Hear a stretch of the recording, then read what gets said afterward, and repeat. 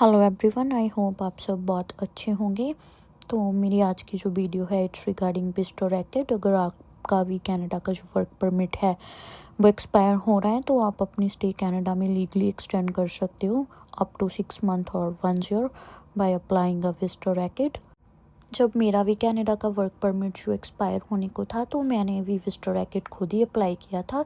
तो मैं आप सबके साथ शेयर करूंगी कि कैसे मैंने विजिटर रैकेट खुद अप्लाई किया था, क्या क्या रिक्वायरमेंट्स थी, क्या क्या डॉक्यूमेंट्स थे, सब कुछ मैं आपके साथ शेयर करूंगी। So it's from my personal experience. अगर आपने खुद अप्लाई करना है अपना विजिटर रैकेट तो आप इस वीडियो को फॉलो अप कर सकते हैं। अगर आपको कोई भी इंक्वायरी हो, कोई भी क्वेश्चन हो तो आप मुझे कमेंट सेक्शन में डीएम कर सकते हैं। I will try to help you out as much as I can. या मैं कोई सर्टिफाइड इमिग्रेशन कंसल्टेंट तो नहीं हूँ, but this is totally from my personal experience how I applied visitor record. क्या क्या डॉक्यूमेंटेशंस की रिक्वायरमेंट थी। जो सबसे मेन रिक्वायरमेंट होती है विजिटर रैकेट में वो होती है फ़ंड्स की। आपको अपनी बैंक स्टेटमेंट और बैलेंस सर्टिफिकेट कुछ भी शो कर सकते हैं और अपने पेरेंट्स के अकाउंट्स भी आप इंडिया से शो कर सकते हैं। Basically it's to prove like कि आपके पास इनफ फंड्स हैं। सो सबसे पहले विजिटर रैकेट क्या होता है। सो विजिटर रैकेट बेसिकली जैसे कि हमारा स्टडी परमिट है, वर्क परमिट है, उसी तरह एक डॉक्यूमेंट होता है जो कि आपको हेल्प करेगा आपकी स्टे जो लीगली कनाडा में मेंटेन करने में। आप इसकी वजह से कनाडा में लॉन्गर टाइम स्टे कर सकते हैं, like up to 6 month to 1 year. इस पे एक एक्सपायरी डेट होगी कि कब आपका स्टे जो है वो एंड होगा। और इसकी एक और कंडीशन है, आप विजिटर रैकेट पे काम नहीं कर सकते, you are not allowed to work. अभी हम देख लेते हैं विजिटर वीज़ा और रैकेट दोनों में डिफरेंस क्या है। सो विजिटर वीज़ा बेसिकली होता है हमारी टीआरवी जो कि हमारे पासपोर्ट में होती है। हम इसके साथ कनाडा में एंटर कर सकते हैं। जो हमें ट्रैवल के लिए चाहिए होती है, बेसिकली हमारा एंट्री डॉक्यूमेंट होता है। ऑन दी अदर हैंड जो विजिटर रैकेट है इसकी वजह से जो हमारा स्टे है कनाडा में वो एक्सटेंड हो जाएगा। जो एक इमिग्रेशन डॉक्यूमेंट होता है आप, और ये आप अप्लाई करते हैं फ्रॉम इनसाइड कनाडा। सो ये दोनों चीज़ें हैं। सो देखो, जहाँ पे विजिटर वीज़ा आप देख रहे होंगे ये आपके पासपोर्ट में जो टीआरबी है ये है विजिटर वीज़ा आपका। ऑन दी अदर हैंड जो विजिटर रैकेट है it's same like your work permit और स्टडी परमिट।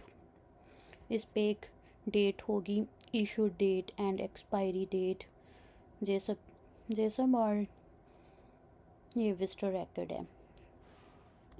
सबसे पहला स्टेप जो होता है विजिटर रैकेट अप्लाई करने का वो होता है कि आपको अपनी जो जीसी की है उस पर लॉगिन करना होता है। सो बेसिकली जीसी की is a IRCC secure portal. आप सब ने ही जीसी की अकाउंट बनाया होगा जब आपने अपना वर्क परमिट अप्लाई किया होगा।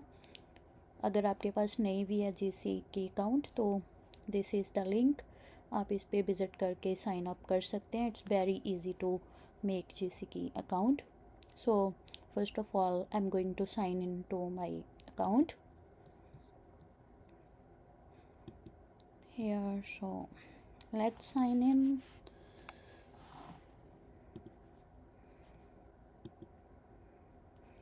तो अभी मेरी ईमेल पे एक कोड आएगा।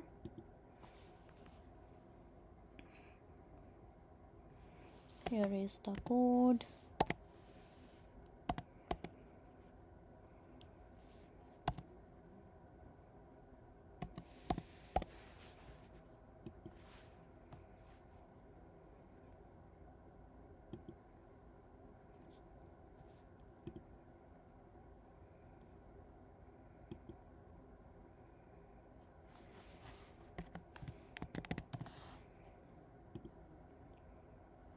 सो यस, तो अभी मैंने अपना जो अकाउंट है जीसीकी का वो लॉगिन कर लिया है।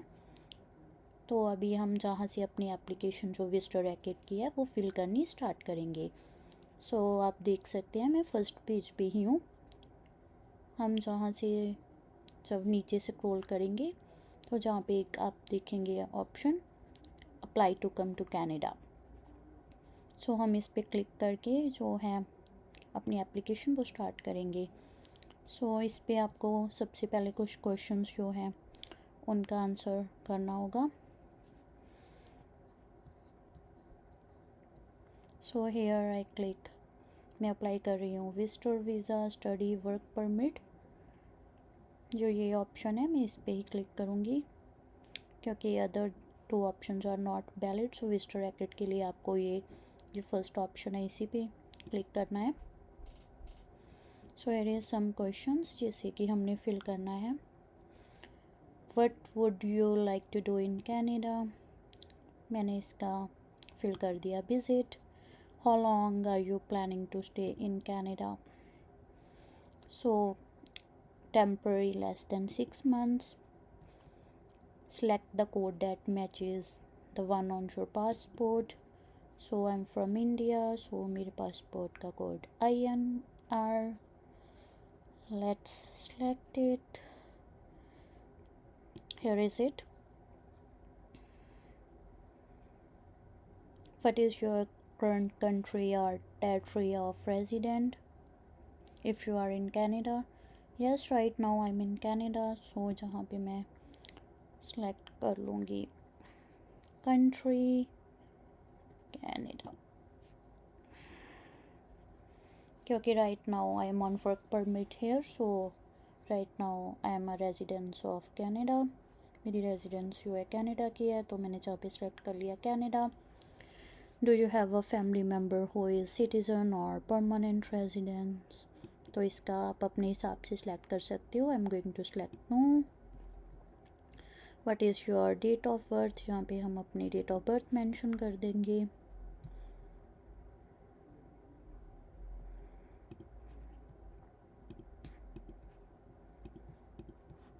Next,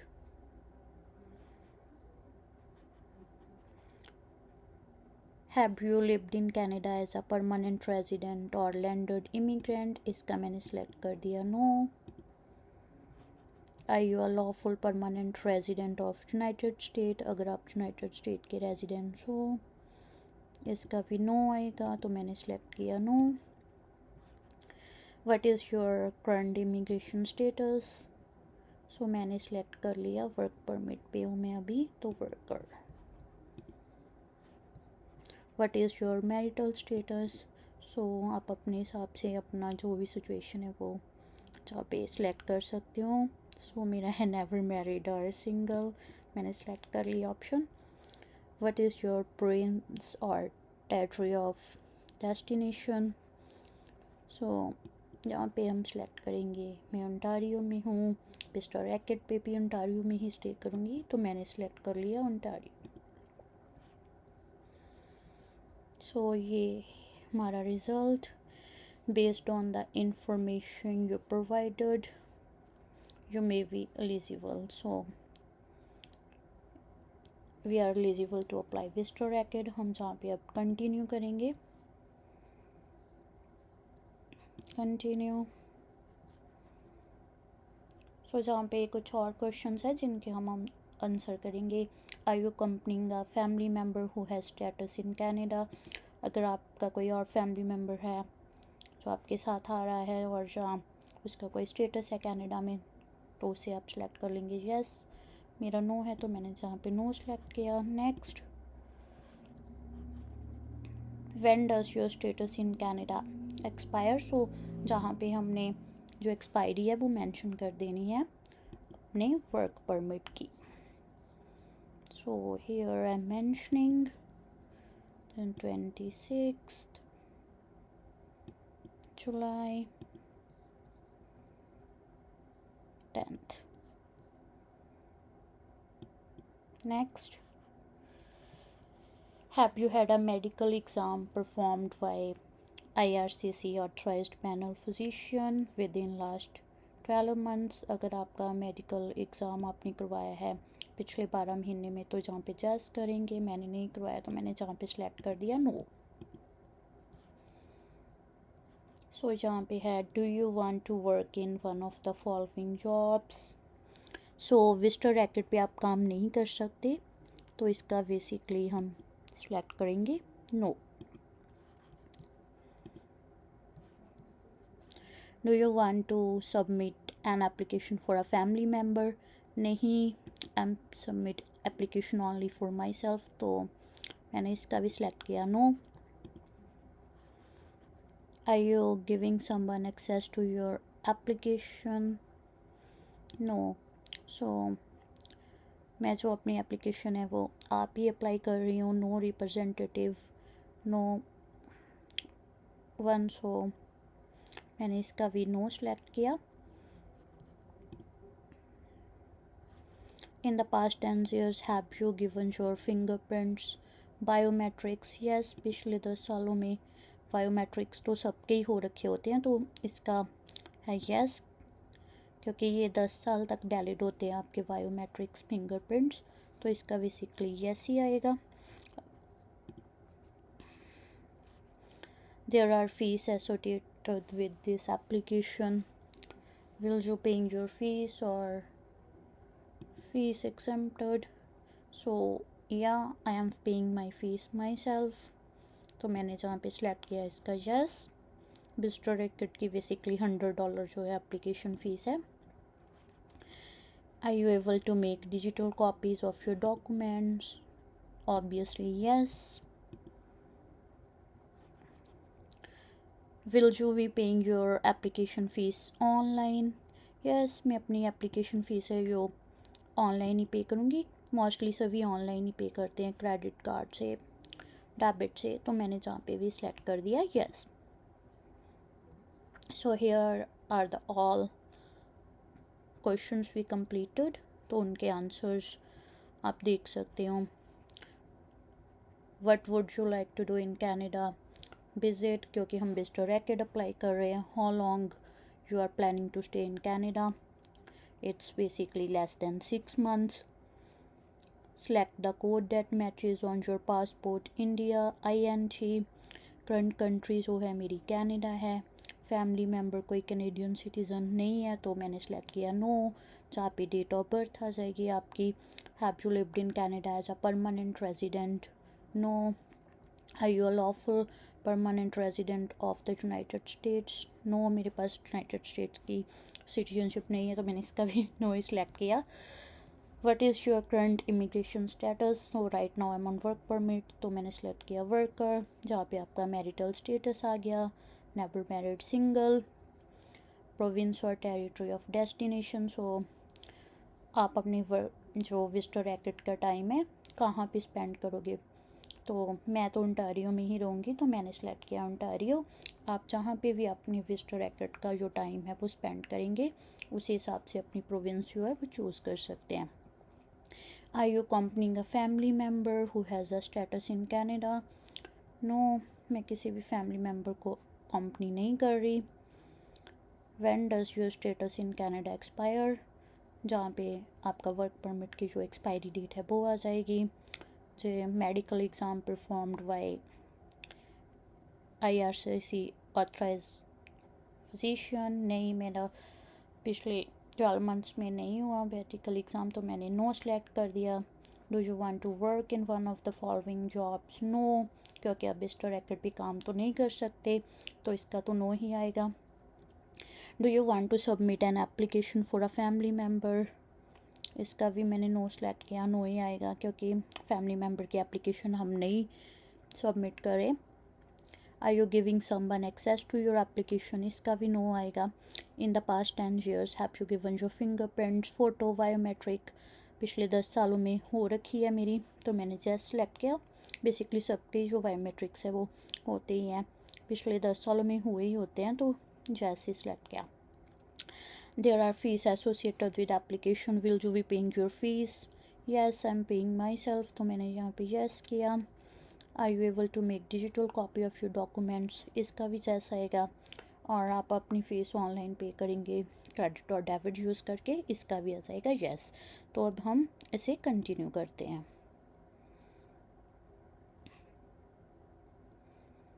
so here is the next page, जिस पे कि इन्होंने सारी रिक्वायरमेंट्स बताई हुई हैं। आप अपना अकाउंट लॉगिन करके जो एप्लीकेशन है वो स्टार्ट करोगे।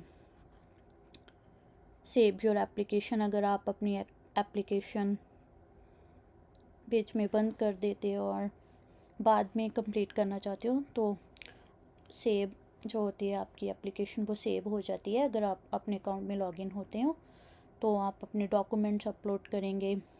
उनकी रिक्वायरमेंट्स है कि डॉक्यूमेंट्स आपको कैसे अपलोड करने हैं, सारी रिक्वायरमेंट्स हैं।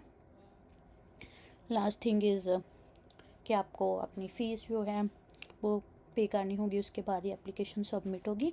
So let's continue. So here is the document checklist which is required for visitor record. So यहाँ पे document checklist है। सबसे पहला है जे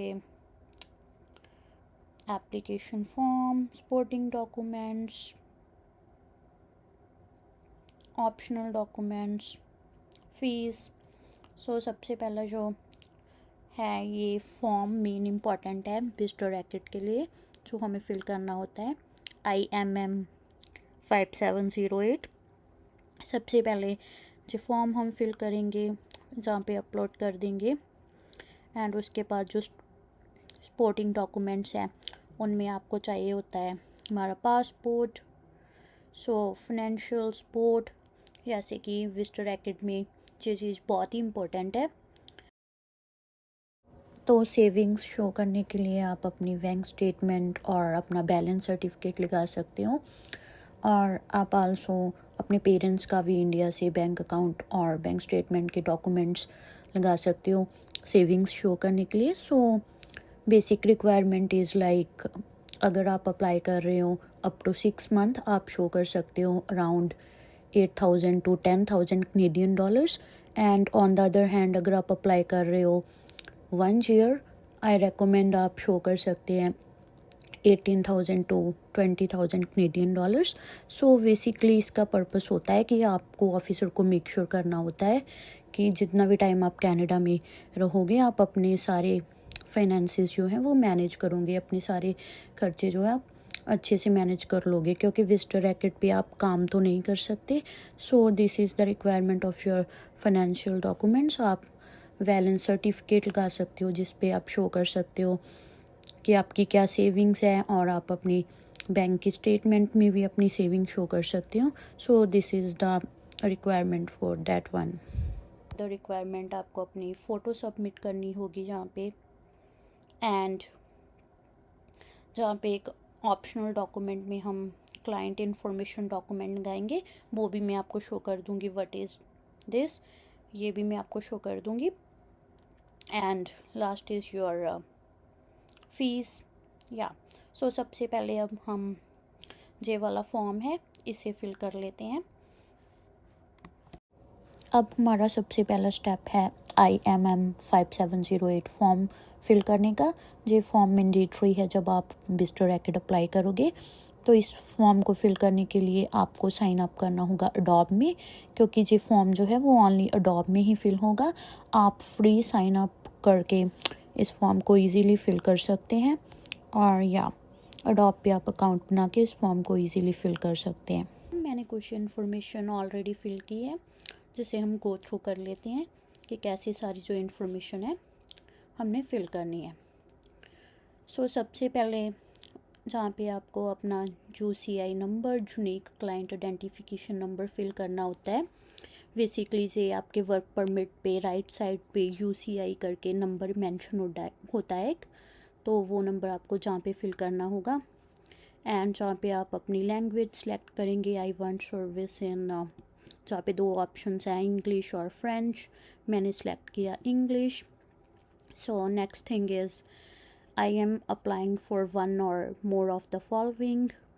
सो मैं अपनी जो स्टे है वो एक्सटेंड कर रही हूँ as a visitor record apply करके, तो मैं जो ऑप्शन सेलेक्ट करूँगी extend my stay as a visitor. So अभी आ जाएंगी हमारी पर्सनल डिटेल्स, जहाँ पे आप अपना फैमिली नेम मेंशन कर दोगे। मैंने अपना फैमिली नेम मेंशन कर दिया है। सो मोस्टली एक बात होती है हमारे इंडियन पासपोर्ट्स पे कि गिवन नेम में ही फुल नेम मेंशन्ड होता है।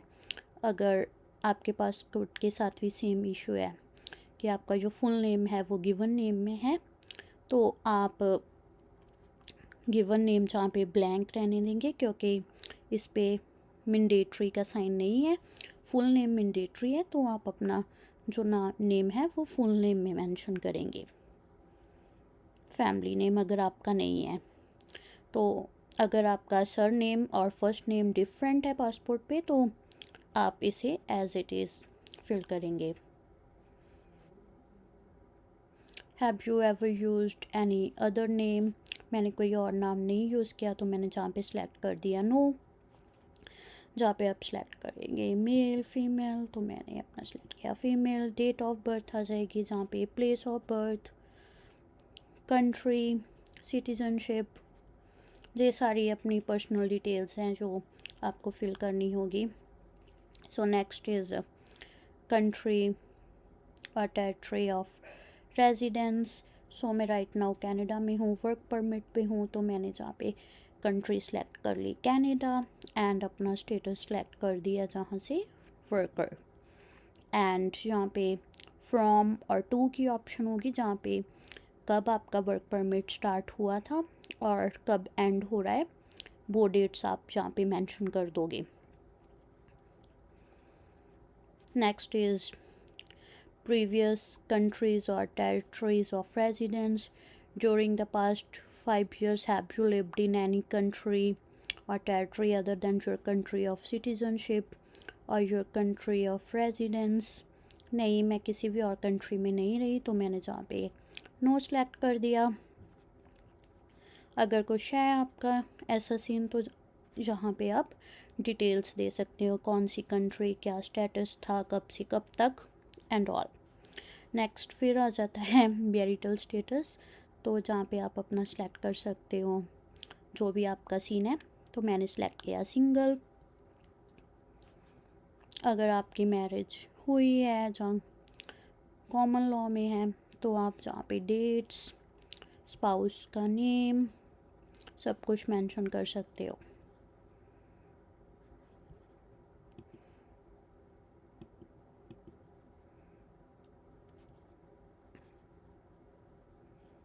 नेक्स्ट इज़ पर्सनल डिटेल्स में कुछ और इन्फॉर्मेशन जो है सेकंड पेज पे, वो हम गो थ्रू कर लेते हैं। Have you previously been married or in common law relationship, इसका भी मैंने नो सेलेक्ट किया। Next is your languages, native language, mother tongue, so जहाँ पे आप अपनी मदर टंग जहाँ से सिलेक्ट कर सकते हो। So I am Punjabi, my mother tongue is Punjabi, तो मैंने जहाँ से सिलेक्ट कर ली Punjabi. Are you able to communicate in English और फ्रेंच, आप यहाँ से सिलेक्ट कर सकते हो अगर आप बोथ में कम्युनिकेट कर सकते हैं, तो मैंने जहाँ पे सिलेक्ट किया English. Have you taken a test from designated testing agency of your proficiency in English और फ्रेंच, जैसे मैंने आईलेट्स किया हुआ है, तो आप सब ने बेसिकली आईलेट्स का टेस्ट दिया ही होता है, तो इसका मोस्टली येस ही आएगा, तो आपने सेलेक्ट कर लिया yes. Next is passport details, हम जहाँ पे अपनी फिल कर देंगे passport number, country of issue, issue date, expiry date, ये सब चीज़ें जहाँ पे मेंशन कर देंगे। Next is national identity document, अगर आपके पास कोई आधार कार्ड वगैरह जो कुछ है, आप जहाँ पे फिल कर सकते हैं, बट इट्स नॉट मैंडेटरी, तो जहाँ पे मैंने नो ही सेलेक्ट किया है, आप भी नो ही सेलेक्ट कर सकते हैं। मेरे पास कोई भी इंडिया का नेशनल आइडेंटिटी डॉक्यूमेंट नहीं है, तो मैंने जहाँ पे सेलेक्ट किया नो। यूएसपीआर कार्ड, यूएसपीआर कार्ड भी नहीं है, तो जहाँ पे भी नो ही आएगा, मैंने सेलेक्ट किया no. Next is contact information, तो जहाँ पे हम अपनी कॉन्टैक्ट इन्फॉर्मेशन जो आपकी है, current mailing address, residential address, तो जहाँ पे मैंने अपना सबसे पहले mailing address, street number, street name, country, town, सब कुछ मेंशन कर दिया। एंड रेजिडेंशियल एड्रेस मोस्टली सबका सेम ही होता है, मेलिंग और रेजिडेंशियल एड्रेस। अगर आपका रेजिडेंशियल एड्रेस डिफरेंट है मेलिंग एड्रेस से, तो आप जहाँ पे नो करके अपना रेजिडेंशियल एड्रेस अलग से प्रोवाइड कर सकते हो, बट मेरा मेलिंग और रेजिडेंशियल दोनों सेम है, तो मैंने जहाँ पे सिलेक्ट किया नो। और यहाँ पे आप अपना फ़ोन नंबर मेंशन कर दोगे, कंट्री कोड, आपका फ़ोन नंबर एंड आपका ईमेल एड्रेस। अगर आपके पास 2 फ़ोन है तो अल्टरनेटिव नंबर भी मेंशन कर सकते हो। सो बेसिकली मैंडेटरी है आपका फ़ोन नंबर सबमिट करना एंड ईमेल एड्रेस भी आप प्रोवाइड कर दो। So now we are on page 3 जहाँ पे कुछ और इन्फॉर्मेशन है coming in to Canada. So इसमें हम डिटेल्स देंगे। सो सबसे पहला है date and place of your original entry to Canada. आप पहली बार कनाडा कब आए थे, किस डेट को लैंड हुए थे, आप जहाँ पे मेंशन कर दोगे। तो मैं आई थी 2017 11/10, मैंने जी मेंशन कर दिया। जहाँ पे आप प्लेस मेंशन कर दोगे, किस एयरपोर्ट पे लैंड हुए थे, मैंने अपना मेंशन कर दिया टोरंटो पियर्सन। जब आप फर्स्ट टाइम कनाडा में आए थे आपका ओरिजिनल जो पर्पस था क्या था। मोस्टली हम लोग स्टूडेंट आए होते हैं तो हमने यहाँ पे मैंने स्टडी सेलेक्ट किया। अगर आप वर्क परमिट पे आए थे, family visit, business, tourism, anything, आप अपने हिसाब से अपना जो है सिलेक्ट कर सकते हैं। So the third thing is date and place of your most recent entry to Canada. So ये बेसिकली है आप लास्ट टाइम कनाडा में कब एंटर हुए हैं।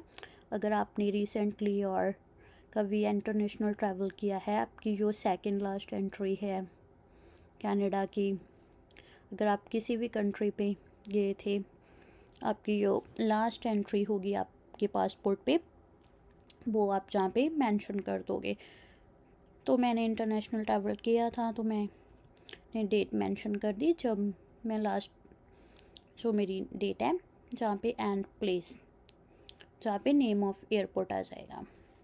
It's a most recent entry of your in Canada, वो आप जहाँ पे मेंशन कर देंगे।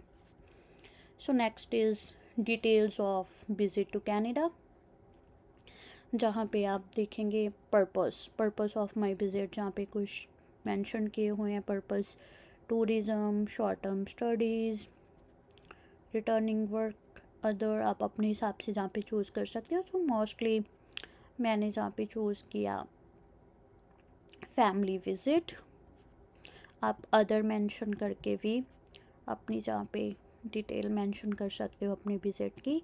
तो मैंने जहाँ पे सेलेक्ट किया family visit. Indicate how long you plan to stay, तो मैं लेस देन 6 मंथ्स का विजिटर एक्ट अप्लाई कर रही हूँ। तो मैं जहाँ पे एक डेट सेलेक्ट कर ली है मैंने 6 मंथ्स की और जहाँ पे मेंशन कर दी funds available for your stay. तो जैसे हमने पहले भी बात की थी, I am mentioning again, visitor record पे जो होता है आपको जब भी आप अप्लाई करेंगे फंड्स जो हैं आपको शो करने वो मैंडेटरी है। आप अपना बैलेंस सर्टिफिकेट बैंक से ले सकते हैं, not a statement, balance certificate, उस पर आप अपनी सेविंग शो कर सकते हैं। अगर आप लेस देन 6 मंथ्स का अप्लाई कर रहे हो तो आप शो कर सकते हो something around 7,000 to 8,000 Canadian dollars. तो मैंने जहाँ पे मेंशन कर दिया है 8,000 कनेडियन डॉलर्स, और साथ में जब आप सबमिट करोगे अपनी एप्लीकेशन, वहाँ पे आप अपनी जो बैलेंस सर्टिफिकेट है वो भी साथ में अटैच कर दोगे। My expenses in Canada will be paid by, so ये ऐसे कि विजिटर रैकेट पे आप काम तो कर नहीं सकते, तो जहाँ पे आप मेंशन करोगे कि जो आपके एक्सपेंसेस है कनाडा में वो आप खुद पे करोगे, आपके पेरेंट्स पे करेंगे। अगर आप जहाँ पे पेरेंट्स भी सिलेक्ट कर रहे हो तो आप इंडिया के सेविंग अकाउंट्स की स्टेटमेंट भी लगा सकते हो। तो मैं अपने एक्सपेंसिव खुद ही पे कर रही हूँ, तो मैंने जहाँ पे सिलेक्ट किया my self. So the next thing is name and address of any person relationship you will be visiting during your visit। सो जहाँ पे आप अपने एक किसी भी फ्रेंड का, किसी रिलेटिव का नेम, उनका आपके साथ क्या रिलेशनशिप है, फ्रेंड है, रिलेटिव है, उनका एड्रेस मेंशन करोगे। ये मैंडेटरी फील्ड है। जैसे कि आप विज़िट करोगे अपने विजिटर रैकेट के टाइम पे, उनका एड्रेस, रिलेशनशिप और नेम जहाँ पे आप प्रोवाइड कर दोगे। नेक्स्ट जो है वो है एजुकेशन डिटेल्स। सो यहाँ पे हम अपनी एजुकेशन डिटेल्स मेंशन करेंगे। Have you had any post secondary education? Yes, मेरे पास है, तो मैंने जहाँ पे यस मेंशन कर दिया। सो यहाँ पे आप अपनी जो highest level of post secondary education है उसकी डिटेल्स आप प्रोवाइड करोगे, कब से कब तक, किस फील्ड में आपने स्टडी की। मैंने मेडिकल में की तो मैंने मेडिकल मेंशन कर दिया। आपका school name, facility name, college name, कौन सी सिटी, कौन सी टेरिटरी, कौन सी कंट्री में की थी आपने। मैंने कनाडा में ही की थी स्टडी, तो मैंने जहाँ पे कनाडा मेंशन कर दिया, Ontario. Next is your employment details. So give the details of your employment for the past 10 years including if you held any government positions। अगर तो मोस्टली ये फर्स्ट मैंडेटरी है, जहाँ पे आप देख सकते हो एक जो आपकी डिटेल जो आपको प्रोवाइड करनी है वो मैंडेटरी है, और आप मेंशन कर सकते हो पिछले 10 साल तक की जॉब्स की रिक्वायरमेंट्स।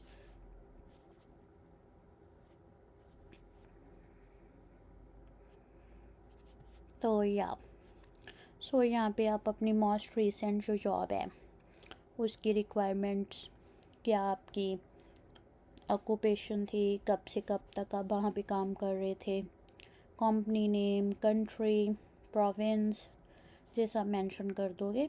अगर आपने एक से ज़्यादा एम्प्लॉयर्स के साथ काम किया है तो आप मोस्ट रिसेंट 3 भी फिल कर सकते हो। या सो next is background information. Hang. Within the past 2 years, have you or any family member ever had a tuberculosis of lungs, close contact with any person? No. Do you have any physical or mental disorder? तो इसका भी no। Next आ जाता है हमारा have you ever remained beyond the validity of your status or worked without authorization in Canada? No. Have you ever been refused a visa, denied entry, or ordered to leave Canada or any other country? इसका आप अपने हिसाब से choose करोगे। मेरा visa कभी नहीं refuse हुआ, तो मैंने जहाँ पे नो सेलेक्ट किया। Have you previously applied to enter or remain in Canada? Yes. So most recent जो आपने अपनी एप्लीकेशन अप्लाई की होगी मोस्टली वर्क परमिट ही होगा, तो आपने जहाँ पे मेंशन कर देना है कि या आपने प्रीवियसली अप्लाई किया था, applied for a post graduation work permit in 2023, मैंने जहाँ पे मेंशन कर दिया। Have you ever committed, been arrested or being charged with any criminal offence? इसका भी no. If there is something आप यहाँ पे जस्ट क्लिक करके उसकी डिटेल्स प्रोवाइड कर देंगे। Did you ever served in military, civil defence, any security organisation और पुलिस फोर्स? इसका भी आप अपने हिसाब से येस और नो जो भी आपका होगा वो सिलेक्ट करेंगे। मैंने नहीं किया है कोई भी मिलिट्री और पुलिस डिफेंस में सर्व, तो मैंने जहाँ पे नो सेलेक्ट किया। So now this is the last page finally। इस पे 5th क्वेश्चन है, are you or have you ever been member or associated with any political party or group or organization which has engaged in violence? ऐसा मेरा कोई भी scene नहीं है, तो जहाँ पे मोस्टली आपका सेम ही होगा, तो जहाँ पे हम सेलेक्ट करेंगे no. Have you ever witnessed or participated in ill treatment of prisoners? No. So ये थे background questions, background check questions. या हमने सारे जहाँ पे फिल कर लिए हैं, एंड जहाँ पे आप अपने सिग्नेचर्स कर देंगे, एंड आज की डेट, जिस डेट को आपने फॉर्म सबमिट कर रहे हैं, तो आज की डेट जहाँ पे मेंशन कर देंगे हम लोग।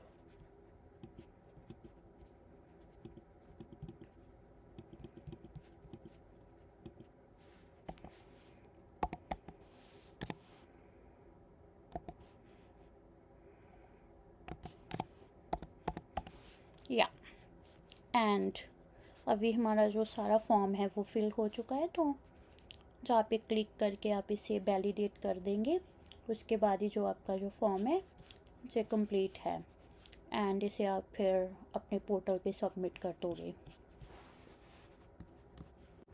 जो हमने अपना फॉर्म कंप्लीट किया है IMM 5708, उसे हम जहाँ पे अपलोड कर देंगे।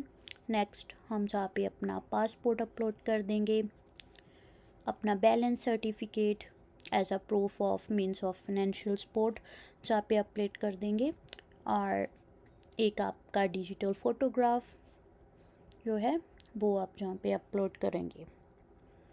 सो नेक्स्ट थिंग है जहाँ पे क्लाइंट इन्फॉर्मेशन। सो क्लाइंट इन्फॉर्मेशन में आप एक SOP टाइप सबमिट करेंगे ऑफिसर को। मैं आपको शो कर देती हूँ।